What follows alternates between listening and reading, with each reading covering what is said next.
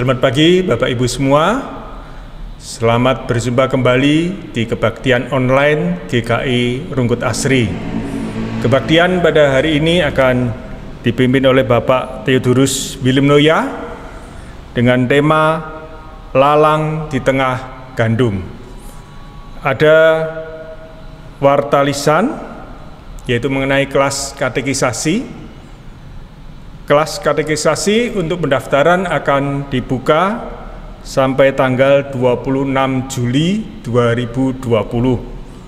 Bapak Ibu yang berkenan untuk mengikutinya dapat menghubungi langsung Pendeta Theodorus Willemnoya dengan nomor di bawah ini. Marilah sebelum kita memulai kebaktian ini, kita mengambil saat hening sejenak.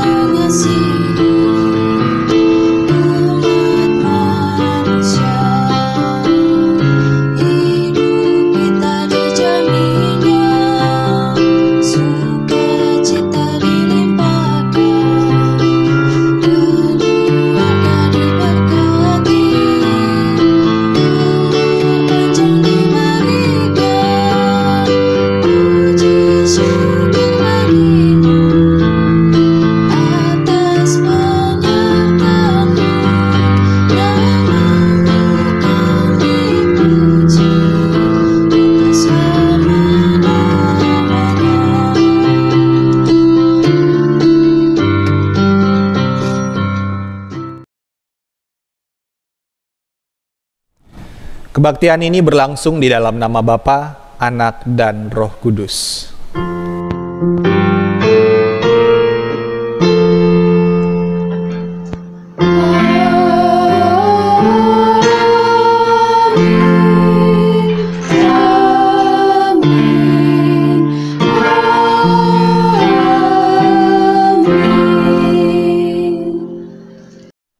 Kasih karunia Tuhan Yesus Kristus dan kasih Allah dan persekutuan Roh Kudus menyertai saudara sekalian. Dan menyertai saudara juga.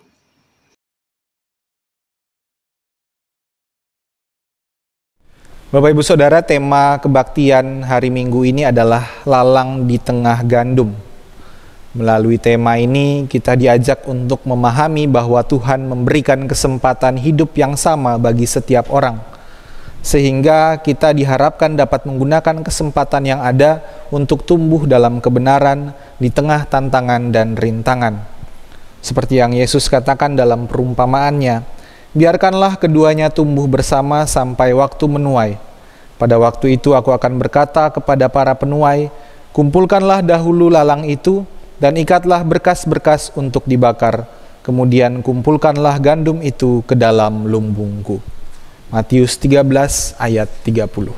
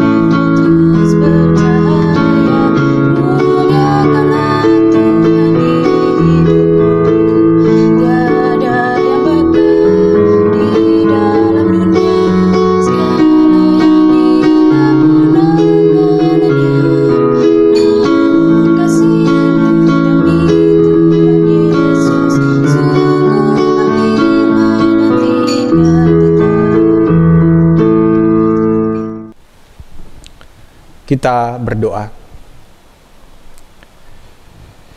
Ya Tuhan, apabila kami merenungkan hidup kami menyadari bahwa kami berulang kali melakukan perbuatan-perbuatan dosa, melalui keangkuhan dan kesombongan, kebencian dan iri hati.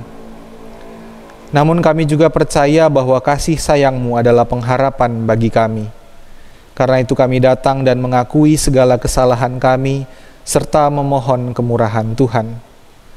Kiranya Tuhan memulihkan hidup kami untuk menghadirkan kasih karunia-Mu kepada semesta. Amin.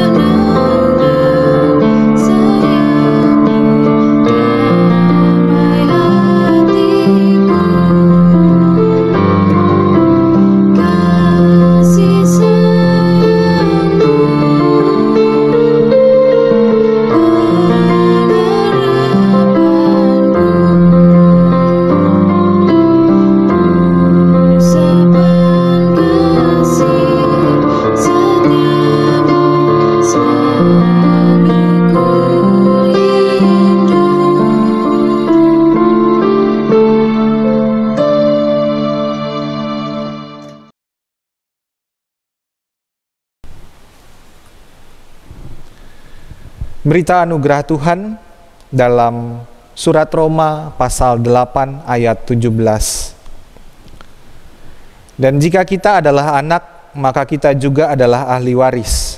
Maksudnya orang-orang yang berhak menerima janji-janji Allah yang akan menerimanya bersama-sama dengan Kristus, yaitu jika kita menderita bersama-sama dengan Dia, supaya kita juga dipermuliakan bersama-sama dengan Dia. Demikianlah berita anugerah dari Tuhan. Syukur kepada Allah.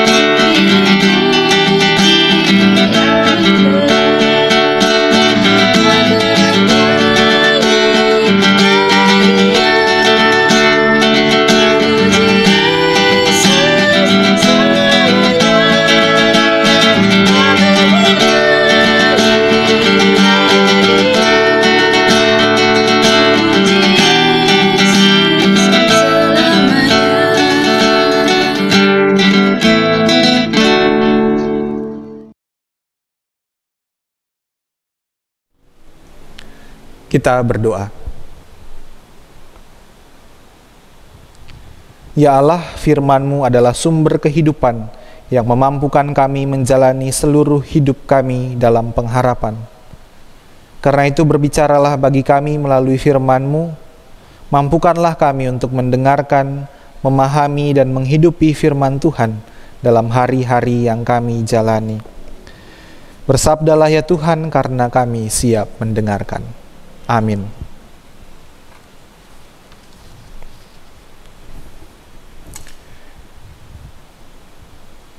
Injil Yesus Kristus menurut Matius pasal 13 ayat 24. Yesus membentangkan suatu perumpamaan lain kepada mereka. Katanya, hal kerajaan sorga itu seumpama orang yang menaburkan benih yang baik di ladangnya. Tetapi pada waktu semua orang tidur, datanglah musuhnya menaburkan benih lalang di antara gandum itu, lalu pergi. Ketika gandum itu tumbuh dan mulai berbulir, nampak jugalah lalang itu. Maka datanglah hamba-hamba tuan ladang itu kepadanya dan berkata, Tuan, bukankah benih baik yang Tuan taburkan di ladang Tuan? Dari manakah lalang itu? Jawab tuan itu, seorang musuh yang melakukannya. Lalu berkatalah hamba-hamba itu kepadanya, jadi maukah Tuan supaya kami pergi mencabut lalang itu? Tetapi ia berkata, jangan, sebab mungkin gandum itu ikut tercabut pada waktu kamu mencabut lalang itu. Biarkanlah keduanya tumbuh bersama sampai waktu menuai. Pada waktu itu aku akan berkata kepada para penuai, kumpulkanlah dahulu lalang itu dan ikatlah berkas-berkas untuk dibakar. Kemudian kumpulkanlah gandum itu ke dalam lumbungku. Ayat 36. Maka Yesus pun meninggalkan orang banyak itu lalu pulang. Murid-muridnya datang dan berkata kepadanya, jelaskanlah kepada kami perumpamaan tentang lalang di ladang itu. Ia menjawab katanya, orang yang menaburkan benih baik ialah anak manusia. Ladang ialah dunia. Benih yang baik itu anak-anak kerajaan Allah, dan lalang anak-anak si jahat. Musuh yang menaburkan benih lalang ialah iblis. Waktu menuai ialah akhir zaman, dan para penuai itu malaikat. Maka seperti lalang itu dikumpulkan dan dibakar dalam api, demikian juga pada akhir zaman. Anak manusia akan menyuruh malaikat-malaikatnya, dan mereka akan mengumpulkan segala sesuatu yang menyesatkan dan semua orang yang melakukan kejahatan dari dalam kerajaannya. Semuanya akan dicampakkan ke dalam dapur api. Di sanalah akan terdapat ratapan dan kertak gigi. Pada waktu itulah orang-orang benar akan bercahaya seperti matahari dalam kerajaan Bapa mereka. Siapa bertelinga, hendaklah ia mendengar. Demikianlah Injil Yesus Kristus. Yang berbahagia ialah mereka yang mendengarkan firman Allah dan yang memeliharanya. Haleluya.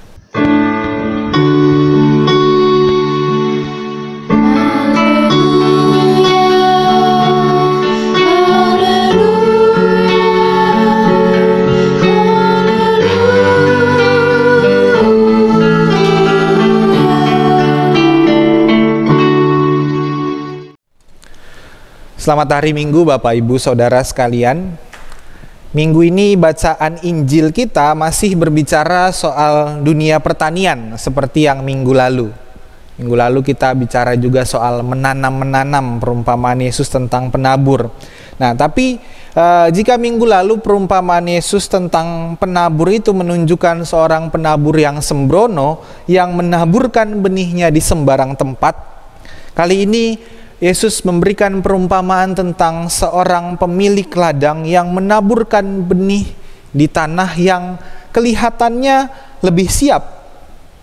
Ia menaburkan benih di ladangnya yang saya rasa seharusnya itu sudah diolah, sudah disiapkan untuk ditaburi benih.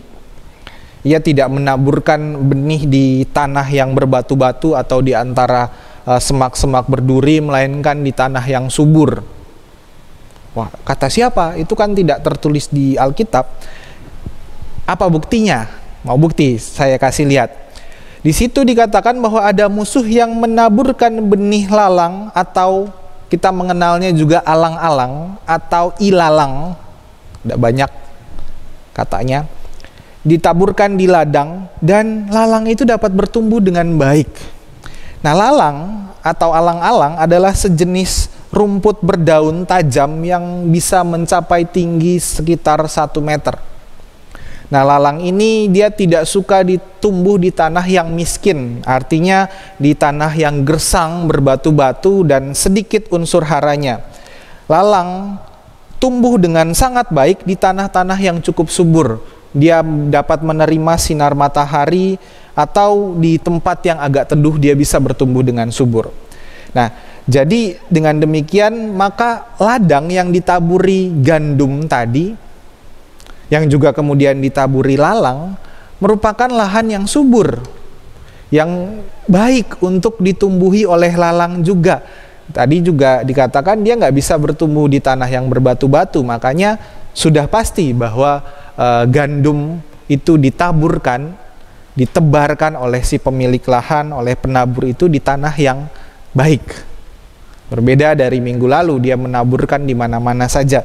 Nah, dengan ini menunjukkan bahwa si musuh ini tahu bahwa ada sebuah cara untuk merusak, yaitu dengan menaburkan lalang di ladang gandum. Karena lalang dia dapat bertumbuh bersama-sama dengan gandum, tetapi dia menjadi gulma, dia menjadi parasit, dia menjadi gangguan bagi pertanian, terutama pertanian gandum dalam konteks Injil yang kita baca.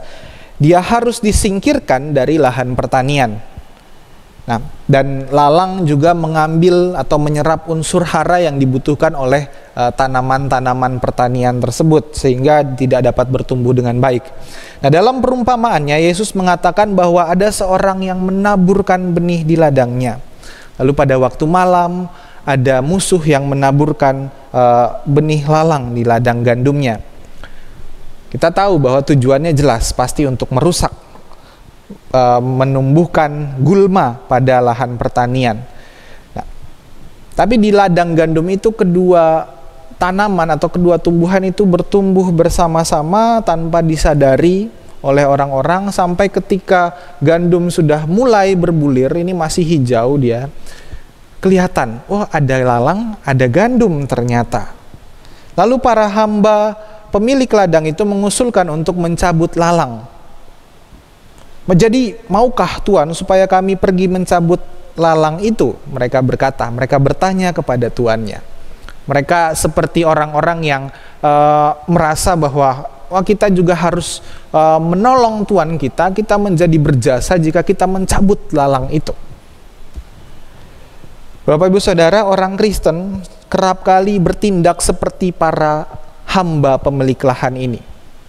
Jika kita melihat penjelasan tentang perumpamaannya, kita tahu juga bahwa pemilik lahan itu adalah Allah dalam Kristus, anak manusia dikatakan di situ, dan kita ini adalah hamba-hambanya. Namun kadang kita bertindak secara spesifik seperti hamba-hamba dalam perumpamaan ini. Mereka merasa berhak untuk memisahkan atau mencabuti, seperti kita, orang-orang Kristen ini merasa berhak untuk memisahkan orang yang benar dengan orang yang jahat atau orang yang sesat. Kadang kita menjadi hakim yang merasa diri selalu benar, lalu memasukkan orang-orang ke dalam kelompok-kelompok tertentu, kelompok gandum dan lalang, kelompok orang benar dan orang sesat, kelompok yang layak dan yang tidak layak, yang masuk kelompok kita dan yang merupakan kelompok mereka. Bahkan di dalam kehidupan bergereja, kita sering juga membedakan mana yang gandum, mana yang lalang. Nah, ini orang-orang yang baik nih, itu orang-orang yang suka bikin rusuh, orang-orang yang suka bikin masalah. Nah, ini orang-orang yang rajin pelayanan. Nah, itu orang-orang yang cuma datang ke gereja sebulan sekali atau bahkan setahun sekali. kita memberi cap, kita memberi label siapa yang layak, siapa yang tidak layak bahkan dalam kehidupan bergereja. Lalu mungkin kita juga berniat untuk mencabut lalang itu dari kehidupan bergereja, persekutuan gereja. Kita bahkan kadang lebih buruk daripada hamba-hamba yang dalam perumpamaan tadi. Hamba-hamba dalam perumpamaan Yesus masih meminta izin sama tuannya. Sedangkan kita sudah berlagak seperti tuan dan merasa berhak untuk menghakimi. Kita mungkin merasa bahwa saya sedang membela Tuhan saya seperti hamba-hamba itu membela kepentingan tuannya. Tetapi kita menjadi seorang hakim yang bahkan melebihi tuan kita. Masalah bertambah besar juga karena kita menghakimi orang lain dan memasukkan mereka ke dalam kelompok-kelompok hanya berdasarkan subjektivitas kita, suka dan tidak suka, senang dan tidak senang. Subjektivitas ini membuat apa yang benar dan yang salah menjadi kabur, menjadi nggak jelas. Apalagi ditambah dengan kecurigaan, ditambah dengan stereotipe, ini menjadi ukuran kita dalam menilai sesama kita.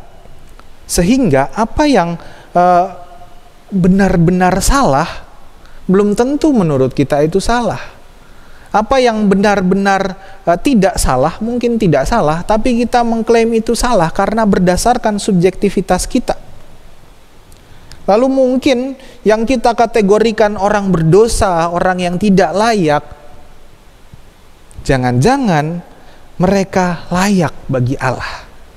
Karena kita tidak pakai ukuran Allah, kita pakai ukuran diri sendiri. Kita pakai ukuran suka dan tidak suka. Karena itulah dalam perumpamaan Yesus, sang pemilik lahan tidak mengizinkan para hamba untuk bertindak mencabut lalang di ladang gandum tersebut. Kita tahu lalang memang menjadi gulma, menjadi pengganggu bagi tanaman gandum. Nah, cuma lalang dan gandum itu bentuknya hampir sama. Kalau Bapak Ibu Saudara perhatikan gambar ini, gandum yang masih muda, yang baru mulai berbulir itu bentuknya mirip dengan lalang. Hampir sama. Makanya sang pemilik ladang itu berkata, jangan, sebab mungkin gandum itu ikut tercabut pada waktu kamu mencabut lalang itu. Karena bentuknya yang mirip, si pemilik lahan itu khawatir nanti kalau para hambanya mencabut lalang, mereka nggak sadar, nggak sengaja juga ikut mencabut gandum karena bentuknya mirip. Mereka, sang tuan ini tahu bahwa para hamba mungkin bisa saja salah mencabut. Dan begitu pula kita, mungkin bisa saja kita salah menilai secara subjektif. Dan kita salah mencabut lalang, kita mencabut gandum. Karena itu sebenarnya kita tidak berhak untuk menghakimi orang lain berdasarkan subjektivitas kita. Kita tidak punya hak untuk mengelompokkan orang-orang ke dalam kelompok yang benar salah, yang kudus dan yang berdosa, yang layak dan yang tidak layak. Apalagi itu semua berdasarkan nilai-nilai yang kita buat sendiri. Karena subjektivitas manusia bisa salah dalam mengategorikan orang. Lalu apa tindakan yang diambil sang tuan? Yaitu dia membiarkan kedua tumbuhan itu tumbuh bersama-sama sampai masa menuai. Lalang dan gandum hidup bersama dalam ladangnya. Di sini kita melihat gambaran Allah yang penuh rahmat kepada semua yang diciptakannya. Allah yang menerbitkan matahari bagi orang yang jahat dan orang yang baik. Allah yang menurunkan hujan bagi orang yang benar dan orang yang tidak benar. Ia memberikan kesempatan bagi semua untuk bertumbuh, untuk menjalani kehidupannya. Dan inilah rahmat Allah. Rahmat Allah yang tidak terbatas. Dan dia menunggu sampai waktunya hari menuai. Saat untuk menuai. Yakni pada hari penghakiman terakhir. Pada saat menuai, kalau dalam pertanian, gandum yang siap dituai itu sudah matang. Dia sudah bisa mudah dibedakan dari lalang. Jadi gampang untuk mencabutnya. Lagi pula, kalaupun keduanya dicabut bersama-sama juga nggak masalah. Sudah waktunya untuk menuai. Lalu setelah itu disortir, mana yang gandum, mana yang lalang. Apa artinya ini? Artinya biarkanlah penghakiman Allah berlaku nanti pada kedatangan Tuhan kembali. Sebagaimana ia memisahkan kambing dari domba, ia juga akan memisahkan lalang dari gandum. Penghakiman bukanlah milik hambanya, tapi penghakiman adalah hak Allah sendiri sebagai Tuhan dan penguasa atas alam semesta ini. Nah, Bapak Ibu Saudara, kalau kita baca, kita lihat perumpamaan ini sebenarnya mau mengkritik orang-orang Farisi yang merasa diri selalu benar dan selalu ingin menghakimi orang lain. Mereka senang memisahkan diri mereka dari orang-orang yang mereka anggap najis, yang mereka anggap tidak layak, tidak pantas, orang-orang yang mereka anggap haram. Mereka senang mengucilkan orang-orang yang dianggap najis ini dari masyarakat. Nah, ini sebuah kritik bagi orang-orang Farisi itu, bahwa penghakiman biarkan Allah berkarya pada waktunya. Jangan berlagak bertindak seperti hamba-hamba ini yang mau memisahkan, mencabuti. Itu sama dengan mengucilkan orang-orang yang dianggap najis itu dari masyarakat. Nah, ini juga sebenarnya menjadi kritik bagi kita. Jika kita merasa diri kita selalu benar, maka kita membatasi rahmat Allah hanya pada diri kita atau pada kelompok kita. Bahkan mungkin di antara kita ada orang-orang yang berniat untuk mengucilkan orang yang berdosa dari jemaat Tuhan. Kita sudah melihat, wah ini orang-orang yang tukang bikin masalah, wah ini orang-orang yang berdosa, yang gak layak ada di gereja. Rasanya kita mau mencabut mereka seperti hamba-hamba itu mencabut lalang dari ladang gandum. Tapi Yesus tidak mau para pengikutnya menjadi hamba-hamba yang selalu merasa diri mereka benar dan menghakimi orang lain. Nah, Bapak Ibu Saudara, kita sebenarnya dipanggil untuk menjadi gandum yang hidup bersama dengan lalang di ladang Allah. Gandum adalah sumber makanan pokok yang memberikan kehidupan. Gandum adalah gambaran manusia yang mau menghadirkan dan berbagi kehidupan. Karena itu kita diminta untuk tetap teguh dan berbagi hidup dengan orang lain. Bahkan di tengah situasi dan kondisi yang berbahaya, ketika kita diapit oleh yang jahat, yang buruk seperti gandum di antara lalang-lalang tadi, tetapi kita tetap diharapkan untuk bertumbuh menjadi baik. Tapi kita juga bisa memilih untuk menjadi lalang yang merupakan tanaman liar yang merusak. Lalang ini menjadi gambaran ketidakpedulian terhadap sesama, sifat yang merusak dan yang mengganggu kehidupan. Nah, sebenarnya kalau kita perhatikan juga tindakan para hamba yang mau mencabuti lalang itu juga adalah tindakan yang merusak kehidupan. Tapi Allah mengajarkan kita, Yesus Kristus menginginkan kita untuk berbagi kehidupan, untuk memberi kehidupan sebagaimana gandum yang menjadi bahan makanan yang memberikan kehidupan. Sebagaimana Allah menyatakan rahmat-Nya kepada semua orang, marilah kita juga menghadirkan kehidupan bagi sesama kita. Tuhan menyertai kita. Amin.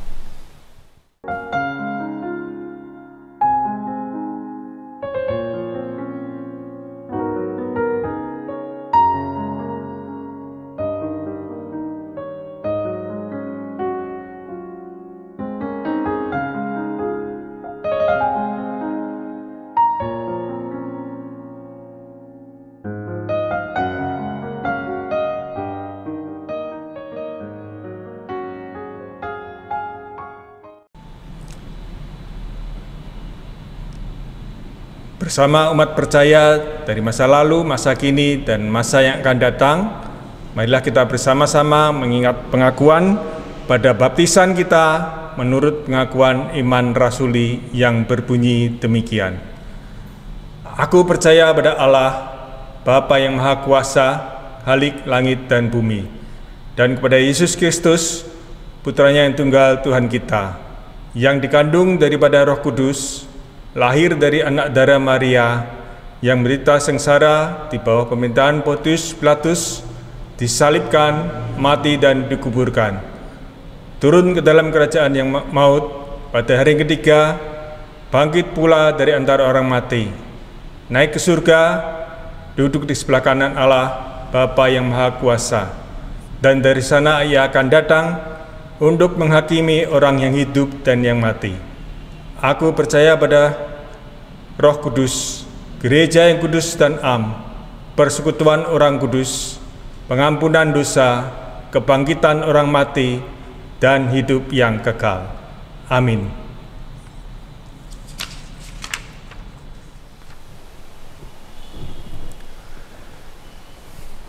Mari mempersiapkan hati kita untuk berdoa syafaat. Kita berdoa. Ya Allah, kami bersyukur kepadamu karena Engkau memberikan kesempatan bagi kami untuk hidup dan untuk menjalani karya kami di tengah dunia yang penuh dengan penderitaan, yang penuh dengan masalah, yang penuh dengan tantangan dan godaan. Engkau mengutus kami untuk berbagi bersama sesama kami, untuk menjadi berkat bagi sesama kami. Karena itu pada hari ini juga kami mau menyalurkan rahmat Tuhan itu melalui doa kami bagi saudara kami, sesama kami, bagi mereka yang terbaring sakit, mereka yang lemah, mereka yang membutuhkan pertolongan dan penghiburan dalam keadaan yang sakit itu. Tuhan kuatkan mereka, Tuhan hibur mereka melalui saudara, melalui sanak keluarga. Terkhusus bagi mereka yang terinfeksi COVID-19, kami mendoakan juga para tenaga kesehatan yang menolong para pasien ini agar Tuhan berikan kekuatan dan kesehatan bagi mereka. Kami mendoakan saudara-saudara kami, rekan-rekan kami yang kehilangan keluarga, sanak saudara, orang terdekat mereka, mereka yang berduka, mereka yang berkabung. Tuhan sertailah mereka. Ajarlah kami, anak-anak-Mu, untuk menjadi saudara, menjadi sahabat bagi mereka yang berduka, mereka yang kehilangan, terus menopang dan terus menguatkan. Kami mendoakan juga saudara kami, rekan-rekan kami, mereka yang terdampak, baik secara psikologis, secara sosial, maupun secara ekonomi oleh pandemi COVID-19 ini. Mereka yang membutuhkan pertolongan, Tuhan tolonglah mereka. Tuhan juga berkarya melalui kami untuk membantu saudara kami yang mengalami dampak ini. Bukalah pintu hati kami dan gugahlah rasa kepedulian kami agar kami dapat terus berkarya juga untuk kebaikan sesama kami. Kami mendoakan gereja Tuhan di seluruh dunia yang pada saat ini kami di banyak tempat kami masih bergumul dengan kondisi pandemi ini. Tuhan, terkhusus gereja-Mu, jemaat Tuhan GKI Rungkut Asri dalam pelayanan kami yang pada saat ini masih kami lakukan dalam jaringan dan belum kami lakukan di tempat. Kami mempersiapkan segala sesuatunya, kami mau memperhitungkan segala sesuatunya untuk dapat kembali siap melaksanakan kebaktian di gedung gereja. Tuhan sertai juga jemaat-Mu, setiap umat Tuhan yang mungkin saat ini sudah rindu untuk bersekutu bersama. Berikanlah kami kesabaran dan juga kemampuan untuk terus menjalani apa yang kami jalani ini. Berikanlah kami juga pengharapan untuk mengharapkan kasih karunia Tuhan dan pemulihan yang terus Tuhan karyakan dalam kehidupan kami. Kami berdoa juga untuk pemerintah kami dalam mereka menanggulangi wabah ini, dalam mereka juga memperjuangkan kesejahteraan bagi rakyatnya. Tuhan sertailah mereka, berikanlah kebijaksanaan dalam mengambil langkah, mengambil sikap, mengambil keputusan untuk kebaikan bersama. Kami datang juga dengan segala pergumulan hidup kami, kebaikan-kebaikan yang kami syukuri, juga hal-hal buruk yang kami alami, biarlah itu tidak mengurangi rasa syukur kami kepada Tuhan yang terus memelihara kami, menopang kami dalam kami menjalani segala kehidupan ini, dalam pekerjaan kami, dalam keluarga kami, dalam pelayanan kami, dalam pendidikan kami, bahkan dimanapun kami berada, apapun yang kami lakukan, Tuhan terus menyertai kami, dan untuk itulah kami bersyukur kepadamu ya Tuhan. Terima kasih ya Allah untuk kebaikan yang selalu kami rasakan dalam kehidupan kami, yang Tuhan berikan kepada kami. Karena itu kami serahkan doa ini, ungkapan syukur dan permohonan kami kepadamu di dalam nama Bapa, Anak, dan Roh Kudus. Amin. Tibalah saatnya bagi kita untuk memberikan persembahan. Untuk persembahan kas gereja, Bapak Ibu bisa memberikannya melalui transfer, melalui Bank BCA, maupun melalui QR. Dan juga persembahan untuk pembangunan, Bapak Ibu bisa memberikannya melalui transfer ke Bank Mandiri. Selain itu, Bapak Ibu yang berkenan untuk memberikannya secara tunai, Bapak Ibu bisa menghubungi kantor gereja. Kita akan mengambilnya di rumah Bapak Ibu sekalian.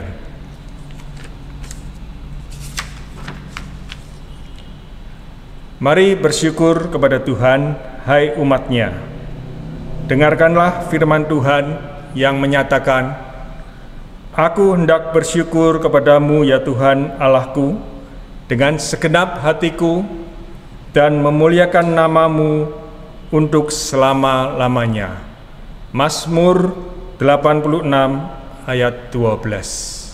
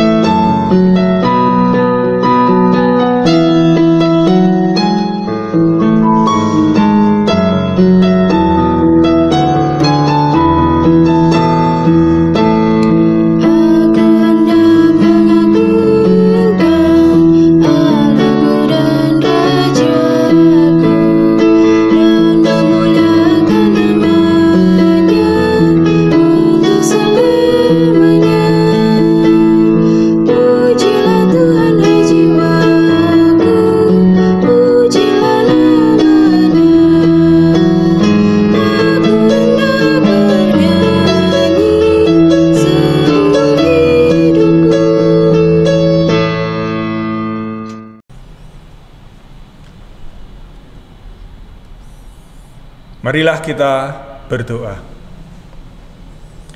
Syukur kami padamu ya Allah, untuk rahmat dan berkat-Mu di dalam hidup kami. Pada saat ini kami mempersembahkan harta yang kami miliki serta hidup dan karya kami untuk menghadirkan karya kasih Allah bagi sesama kami. Terimalah persembahan yang kami berikan ini sebagai tanda komitmen kami untuk memberi diri kami dan berbagi kehidupan dengan sesama. Ajarlah kami untuk mengelola persembahan ini dengan bijaksana demi kemuliaan nama-Mu. Amin.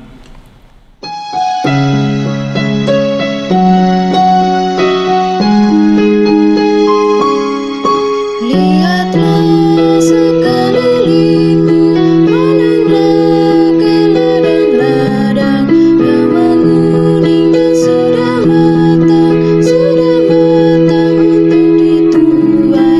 Lihatlah sekelilingmu, pandanglah ke ladang-ladang